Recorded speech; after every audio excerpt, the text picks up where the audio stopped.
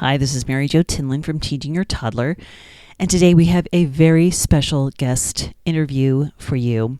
We have Dr. Greg Hammer, MD, who is a pediatric intensive care physician, also pediatric anesthesiologist, professor at Stanford University Medical Center, as well as the author of the book Gain Without Pain, the Happiness Handbook for Healthcare Professionals, which was released in May of 2020. And he is going to talk to us today about some of his thoughts around being present, as well as having great gratitude and teaching gratitude to our kids. So help me welcome Dr. Hammer to our show. Thank you. Hello, this is Mary Jo Tinlin from Teaching Your Toddler.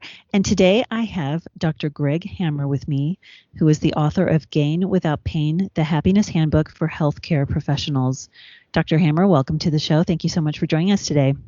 It's a pleasure to be with you, Mary Jo. Thanks for having me. Absolutely. So why don't you take a few minutes and just tell us a little bit about yourself and about how you came to the idea of writing the book Gain Without Pain.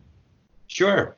Well, I'll just go back to my medical school experience, at which time I realized I felt a lot more of a kinship with people in pediatric medicine than in adult medicine. That's actually why I went into pediatrics. I just really felt a lot of connection with the people in pediatric healthcare. We don't take ourselves too seriously. We tend to be easy to get along with, etc. Ego is usually not a big thing in pediatrics. So whether it's pediatric surgery or pediatric intensive care or pediatric anesthesia, which are what I do, the ICU rather, and anesthesia. So I did a residency in pediatrics and fell in love with critical care.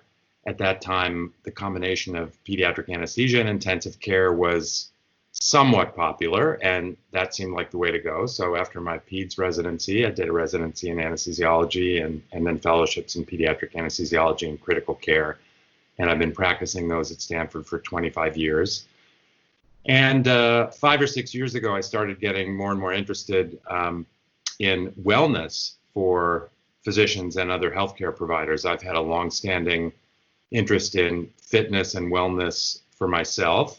I've been a vegetarian for almost all my life and am a physical fitness enthusiast and have had a longstanding meditation practice. And burnout in medicine is becoming such a huge problem, or it really isn't just becoming, it's been a huge problem for many years, especially for the last decade or so. And so we have a program at Stanford called WellMD, and I'm a member of that. And I started teaching meditation to my trainees, my medical students, residents, and fellows, and then giving talks with greater frequency on wellness for physicians. And then I had some sabbatical time, and I have a laboratory. I couldn't go anywhere really, so I thought, well, what should I do with my 6 months of sabbatical? And it just resonated to write the book because my talks were apparently very well received, and I was getting more and more invitations to talk about wellness, and started doing a little meditation at the end of my wellness talks. And so the book just sort of was the right time, I guess the right space. So that's a bit of the background on the book. The GAIN acronym just sort of occurred to me. I treat pain, of course, as an intensive care physician, taking care of postoperative kids, and as an anesthesiologist as well. And the expression "no pain, no gain" always sort of irritated me. So I thought, why don't I spin that and say that, in fact, there is gain without pain. And the gain... Now I get it. Okay. The GAIN is an acronym that stands for gratitude, acceptance, intention, and non-judgment.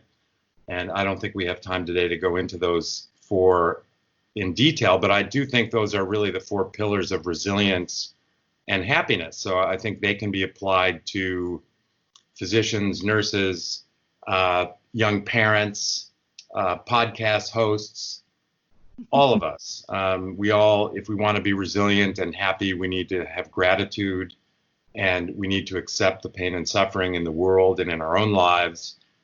We can intentionally or with purpose rewire the way we think because we have a negativity bias, and we can change that. We can think more positive and train ourselves to be more positive and appreciate what we have instead of focusing on what we don't have. And the non-judgment, the end and gain, is just really related to acceptance of the world the way it is and accepting ourselves without judgment. So these things are kind of interrelated, and I think I've just had more and more reinforcement for those four pillars being really what we need to embrace to be resilient and happy.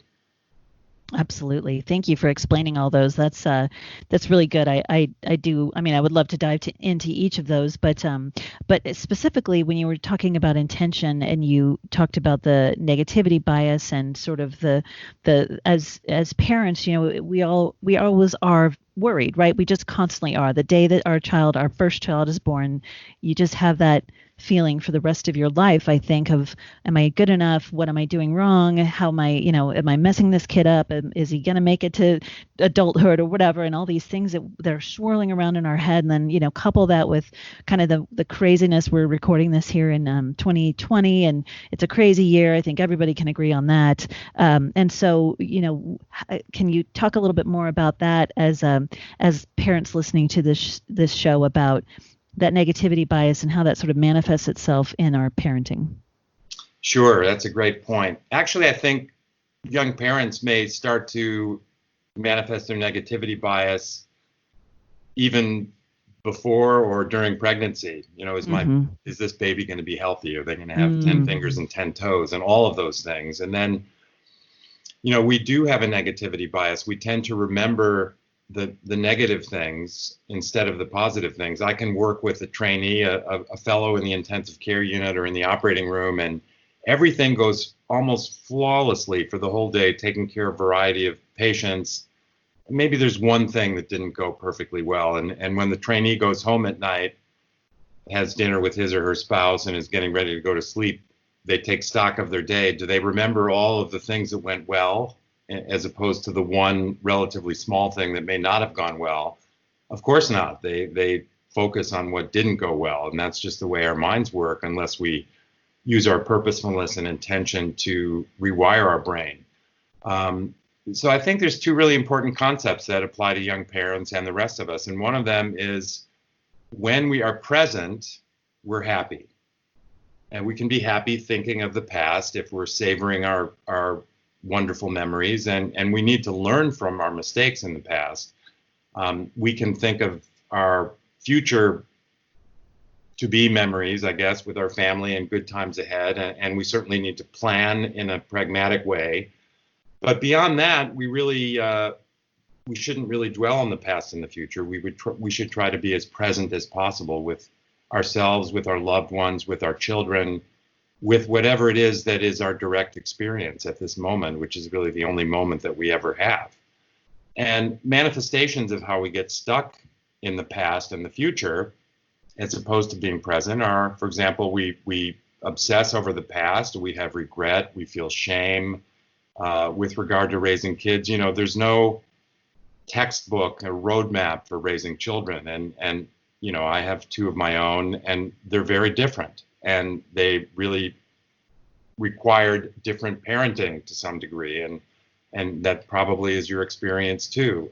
So we tend to blame ourselves and get stuck in the past for mistakes we made, when in fact, that can only be contemplated retrospectively. There's often no good decision to be made, no perfect one anyway.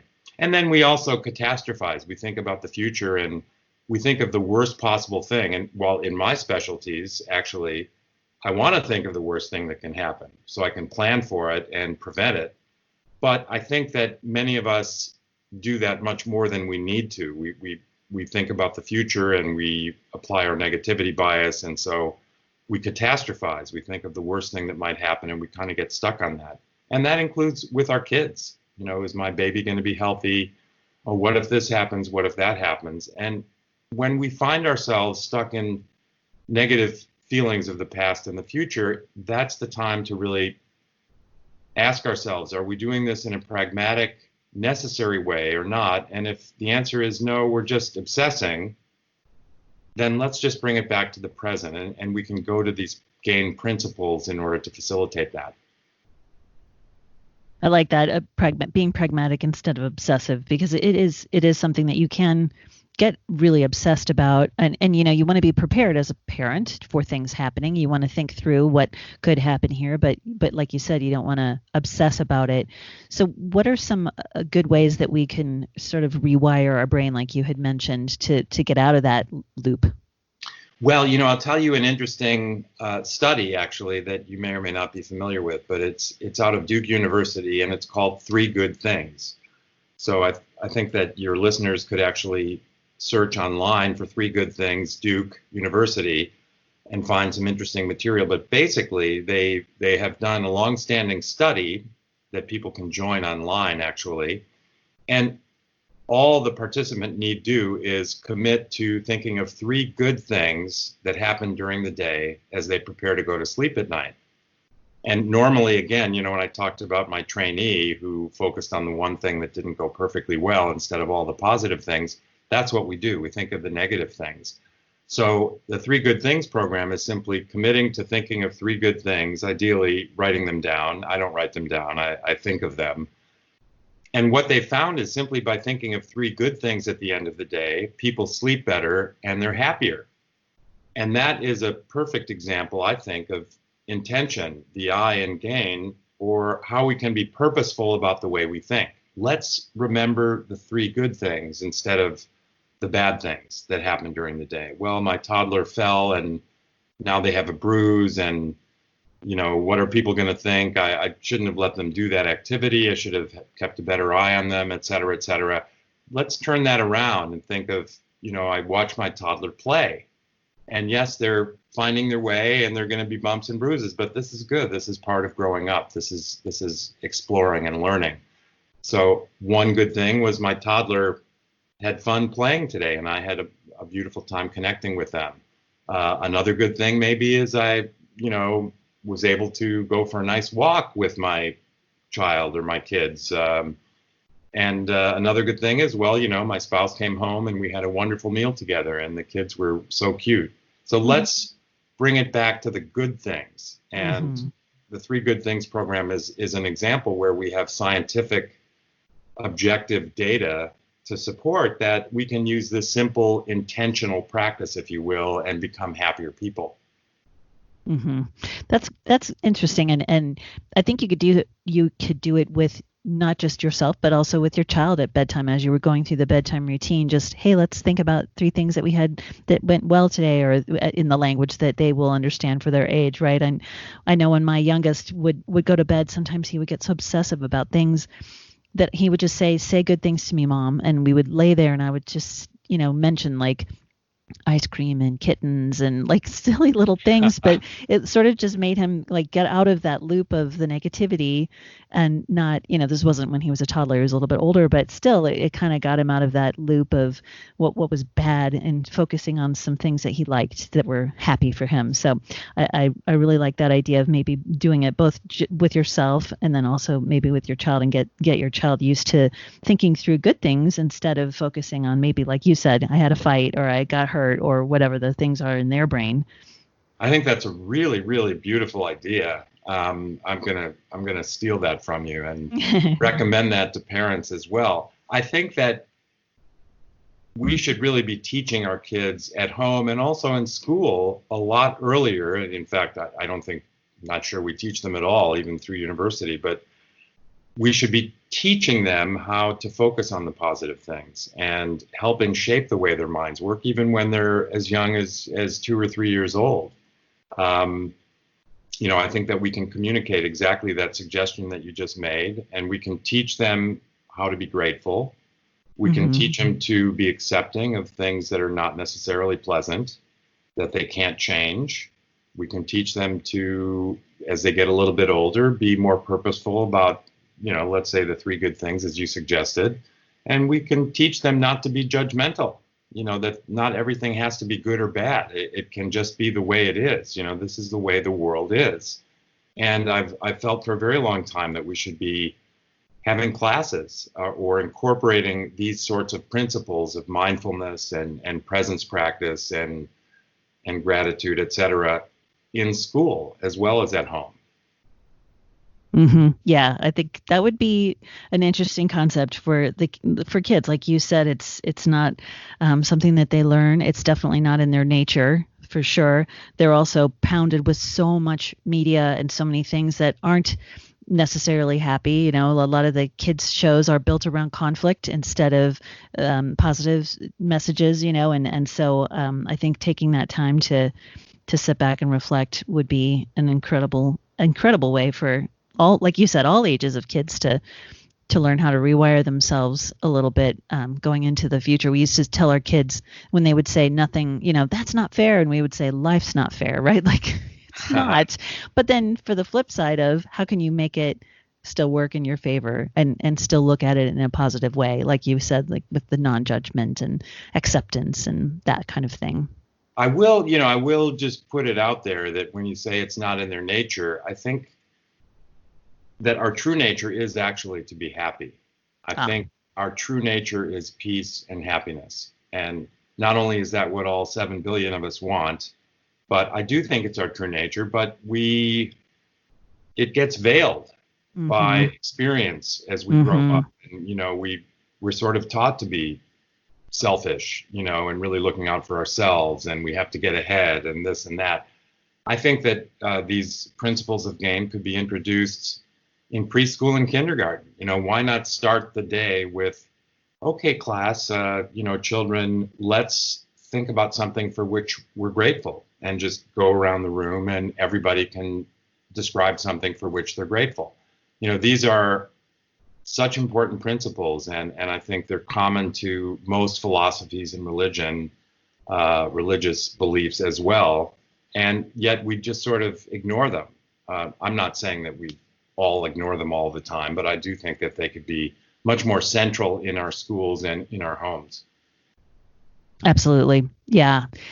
I like that a lot. I think that whole idea of mindfulness is a really good thing. How do you, and we're kind of talking about the wrap up of the day and sort of rewiring, but how do you think moms can help themselves stay present and mindful as they go through the day when they're so busy with their little ones and maybe even have multiple little ones running around?